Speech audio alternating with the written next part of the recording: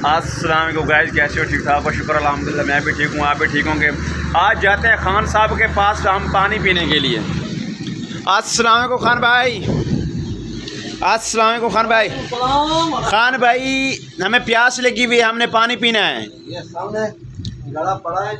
अच्छा ये गाइस, अगर आपने पानी पीना है तो हम आपको पानी पिला सकते हैं। यहाँ लाइव देखना माशाल्लाह, ये खान भाई ने देसी जुगाड़ लगा कर रखा है। ठीक है यार, मैं टूटी पे जोर देने लगा हूँ। ये देखें, अगर आपने किसी भाई ने पानी पीना हो मटके वाला तो आप आके पी सकते हैं खान भाई के पास। अभी खान भाई वो अपनी सफाई में लगा हुआ है। अब ये सोन हलवा वगैरह तैयार करते हैं। हमको लगी है प्यास, सुबह सुबह से हम पी लगे हैं पानी।